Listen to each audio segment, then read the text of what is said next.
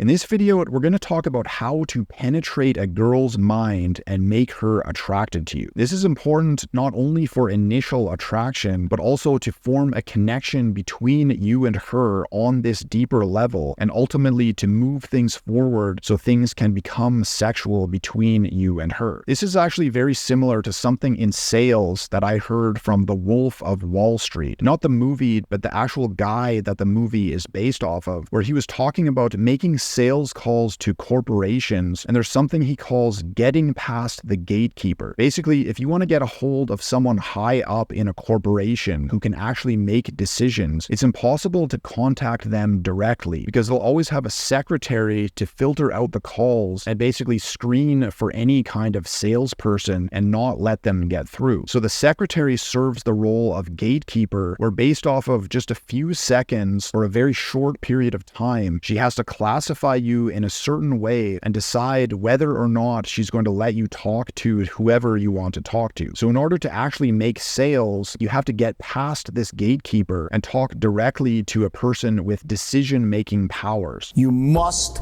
learn how to get past the gatekeeper to the decision maker, so you have a chance now to close the deal. And this is exactly the same thing that happens with attracting girls, except instead of a separate person screening you out, the gatekeeper exists in her own mind, where she basically has a filter that will automatically screen you out and see you as a guy who she's not interested in for one reason or another. And this can take different forms, and we'll get into that in a second. But basically, in order to attract a girl and get her attention and get her interested in you in a sexual way, you basically need to penetrate through this gatekeeper and make a contact with deeper layers of her mind and her animal and sexual instincts and emotions. It's only on this deeper level that she will feel anything towards you. So first of all, just to give a few examples, I'm sure you are aware of something called a bitch shield. You'll see this especially in places like bars and clubs where girls constantly get bombarded by drunk guys. So they have this kind of filter to block them where they just completely ignore them and shun them and reject them. I understand this feeling because for a number of years I always traveled to China, and if I was too friendly, then I would constantly have people trying to talk to me and ask the same annoying questions over and over again. So I developed my own kind of bitch shield, and maybe I kind of seemed like an asshole sometimes, but it was just a natural thing that I had to develop in order to prevent that from happening. So girls obviously have the same kind of problem,